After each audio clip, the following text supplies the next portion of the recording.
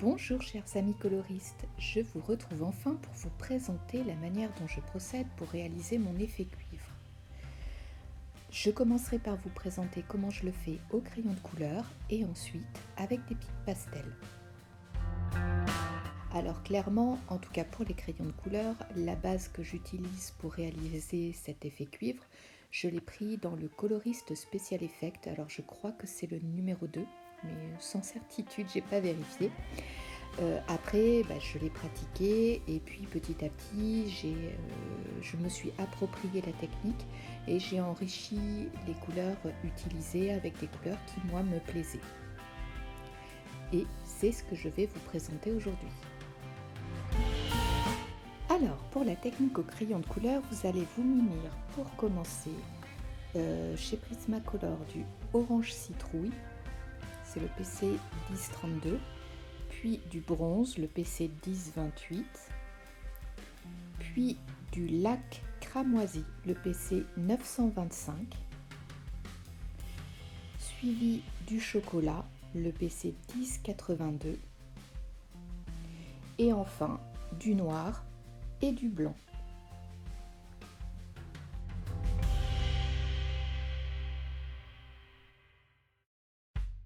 Et comme je vous l'ai dit, j'aime bien également enrichir encore cette palette avec d'autres teintes. Il se trouve que là, sous la main, j'avais le vert sapin foncé, le 739 de chez Luminance. J'avais également l'ocre brûlé 50%, le 876. Le rose anthracinoïde, le 571 de chez Luminance.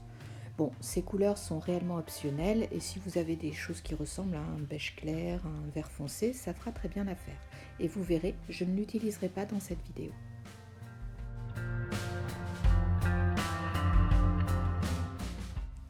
Alors clairement, la couleur de base, c'est notre orange citrouille. Et je vais donc prendre un grand soin à passer cette première couche, tout d'abord en couche très légère, sans en mettre partout, je vais volontairement laisser des zones blanches et je vais appuyer un tout petit peu plus, mais encore une fois, vous le savez maintenant, moi je n'appuie pas sur mes crayons. Donc dans les zones d'ombre, je vais commencer à essayer de marquer un tout petit peu mes ombres. Alors quand on fait un effet métal, le plus compliqué, je dirais, c'est effectivement de bien placer les ombres et de ne pas hésiter à faire des gros contrastes entre des zones d'ombre et des zones blanches. Même chez moi, c'est pas encore naturel. Clairement, je ne maîtrise pas, je suis encore en apprentissage. Mais quoi qu'il en soit, dans les livres d'Anna Karlsson, ce que vous pouvez faire, c'est que vous pouvez vous appuyer sur les traits noirs qu'elle a dessinés pour en faire vos zones d'ombre. Et puis après, de temps en temps, vous faites un petit trait supplémentaire et ça fait très bien l'affaire. Bon, un petit problème de vidéo, donc je vous reprends, mais cette fois de l'autre côté. Donc vous avez vu, j'ai déjà passé ma première couche et là je vais continuer d'accentuer un petit peu mes ombres, toujours avec le orange citrouille. Pour l'instant, il n'y a rien d'autre.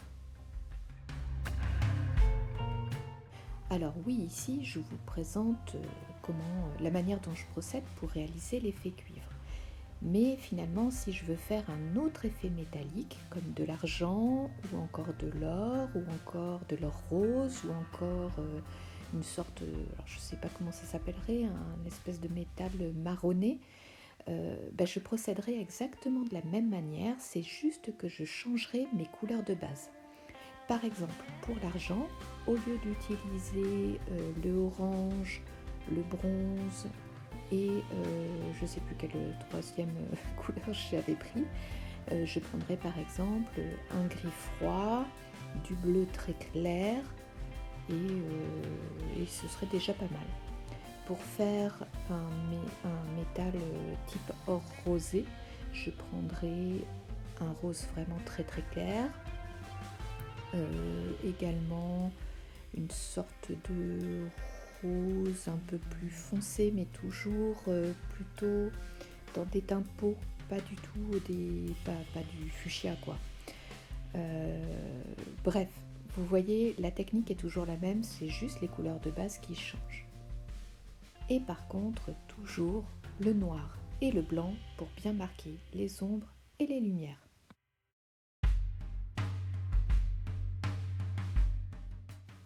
Je vais maintenant prendre mon blanc pour mélanger les zones de lumière, et j'ai bien dit les zones de lumière, hein. Vous voyez, je ne vais pas du tout sur les zones que j'ai volontairement foncées un petit peu plus.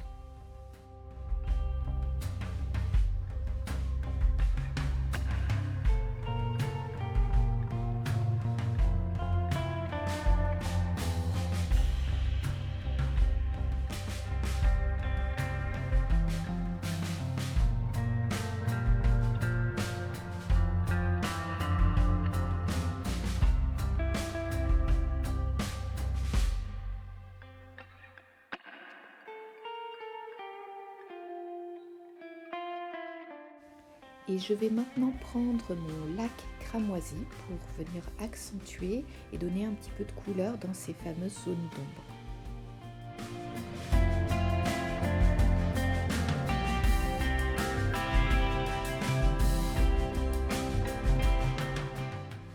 Bon, comme d'habitude, hein, j'y vais doucement avec mon crayon.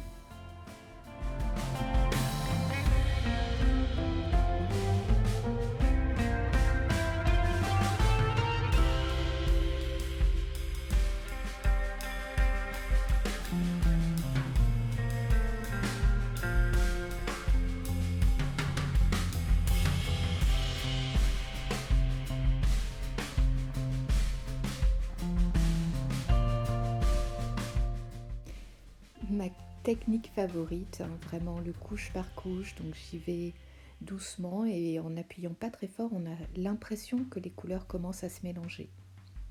Vous voyez, hein, d'ailleurs le couche par couche avec les Prismacolor, ça fonctionne très bien aussi, il n'y a pas de souci. Donc là, je vais utiliser le bronze pour commencer à apporter quelques couleurs froides à certains endroits et donc sur certaines zones d'ombre, mais pas partout.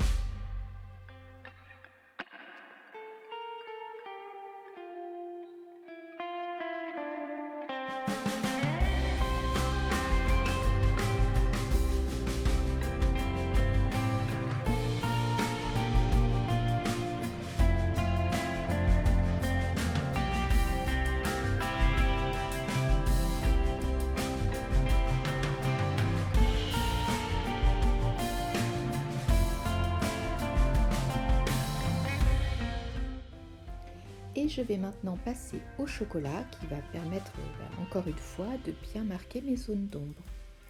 Bon là malheureusement vous voyez pas très bien mais je vais bientôt enlever ma main.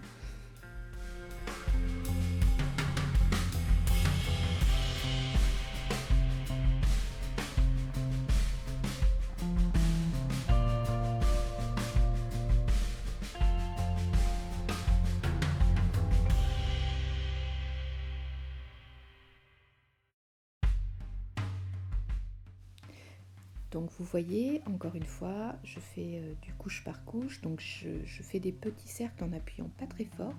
Et quand je vois une zone sur laquelle je veux appuyer un petit peu plus mon crayon, je fais plutôt des traits. Voilà, comme ça.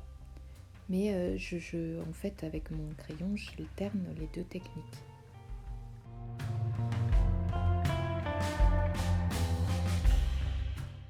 Donc si vous êtes vraiment débutant, c'est un conseil que je peux vous donner. Prenez un crayon et essayez juste avec un crayon, de donner différentes intensités.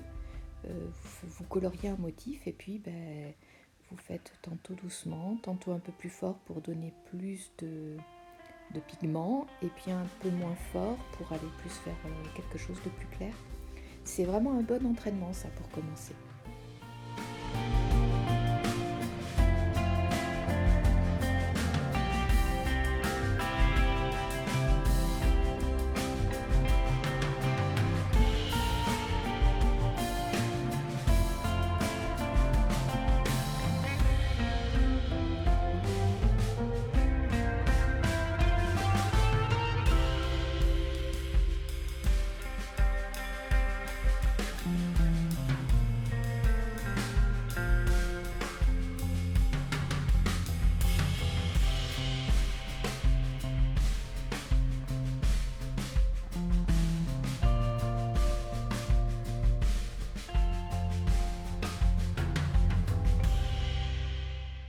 Et donc maintenant que mes zones d'ombre apparaissent bien nettement, je vais commencer à venir marquer clairement mes zones claires avec le blanc. Donc là, je vais appuyer un peu plus fort pour vraiment bien marquer ces zones qui vont rester blanches.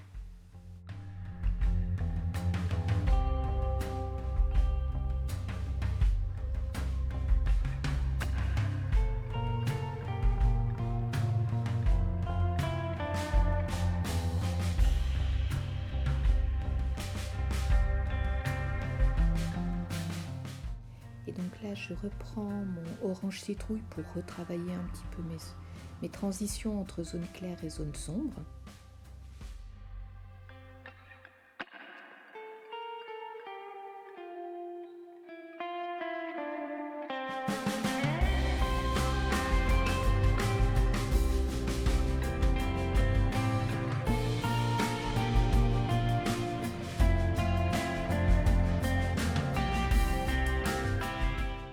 Et voilà, là clairement ma base, elle est propre, elle est nette, donc je vais venir accentuer les zones d'ombre avec du noir pour avoir un réel contraste entre les deux. Alors vous aurez noté, le noir, moi je le mets à la fin, en tout cas j'essaye de le mettre plutôt à la fin, pour que quand je vais venir travailler avec mes autres crayons, ça ne vienne pas salir les couleurs. Là, si j'avais mis du noir et que j'étais venue passer avec mon blanc, je risquais de traîner, de faire des sortes de traînées grises, chose que je ne veux absolument pas. Donc en introduction, je vous ai montré également quelques luminances que j'avais sous la main, que là, dans l'exemple que je vous montre, je n'ai pas utilisé. Mais lorsque j'avais fait le portrait, je ne sais pas si vous vous souvenez, le portrait que je vous ai fait au mois de décembre avec, dans le Season d'Anna Carlson, avec la couronne que j'ai fait avec en mode bronze. Donc j'avais utilisé également du vert sapin foncé pour marquer un petit peu les ombres et encore une fois apporter un petit peu de teinte froide dans mes ombres. Et dans ce coloriage là, mais pas sur la partie que je suis en train de vous montrer, j'ai également utilisé un petit peu d'ocre brûlé 50% pour venir fondre mes couleurs. C'est vraiment la manière dont je colorie en fait. J'aime bien passer certaines couches et puis je vais revenir, tout d'un coup je vais avoir envie d'une autre couleur et donc je vais revenir passer cette autre couleur qui à la base je ne pensais pas utiliser. Alors parfois c'est vraiment très subtil, hein, la couleur on la voit quasiment pas, mais je sais pas, c'est ma manière de faire et puis c'est comme ça que je prends du plaisir à colorier. Donc c'est vrai que pour moi, lorsque je vous fais des tutoriels, ça peut paraître compliqué parce que oui, j'utilise pas une manière simple. En fait j'ai plein de couleurs autour de moi, je fais plein de couches, des petites couches et puis voilà, ça, à un moment donné, ça finit par donner quelque chose qui me plaît.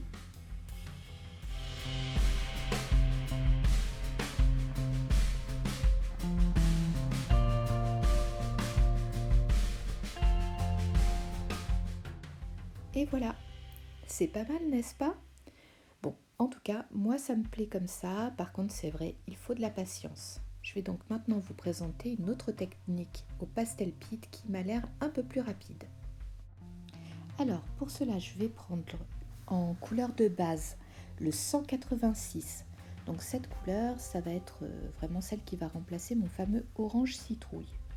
Ensuite, pour commencer à marquer un peu mes ombres, j'utiliserai le 188. Et enfin, tout comme au crayon de couleur, je vais prendre du blanc, le 101, et du noir, le 199. Donc là, j'ai passé mon fameux 186 et je viens l'estomper avec une estompe, enfin c'est pas une estompe, c'est un pinceau en... comment on appelle ça, je sais plus comment ça s'appelle, en sorte de plastique.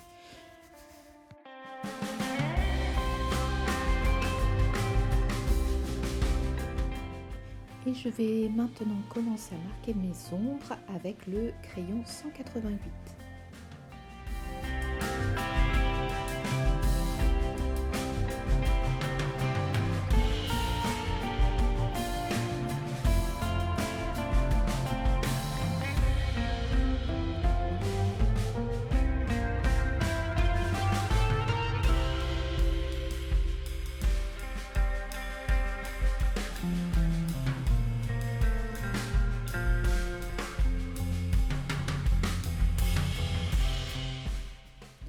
Donc comme tout à l'heure, je vais estomper un petit peu. Par contre, je vais faire attention de ne pas aller trop sur mon pastel pour pas tout enlever.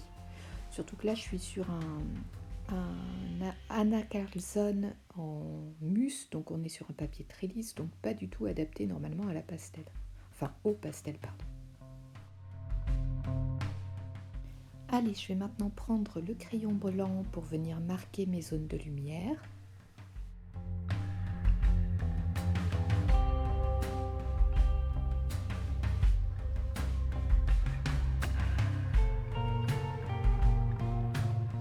Bon, comme là le motif que j'ai choisi pour faire le test est vraiment tout petit, c'est pas forcément hyper pratique avec des crayons pastel, mais bon. Du coup je vais revenir un petit peu avec le 188, le blanc et le 186 pour bien redonner un petit peu de volume. Bon, là cette première base me paraît plutôt pas mal, donc je vais commencer à venir marquer les ombres avec le crayon gris, donc le 175 que j'ai oublié de vous mentionner tout à l'heure d'ailleurs.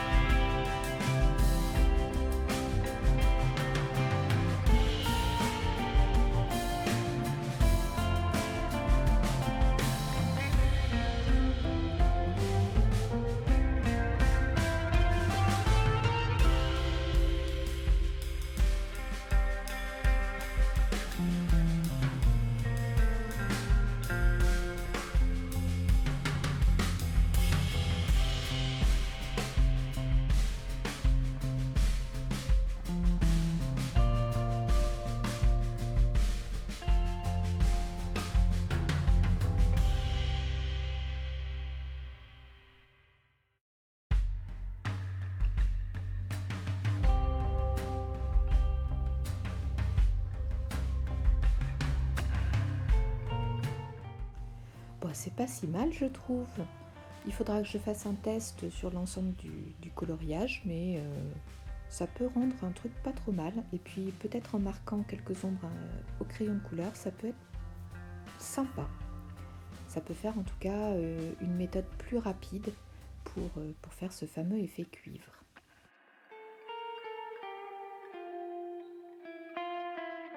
Et voilà, 2 méthodes pour réaliser un effet cuivre. En tout cas, la manière dont moi je procède. Donc j'espère que cette vidéo vous aura plu. Si c'est le cas, pensez à mon petit pouce bleu et je vous dis j'espère à très bientôt.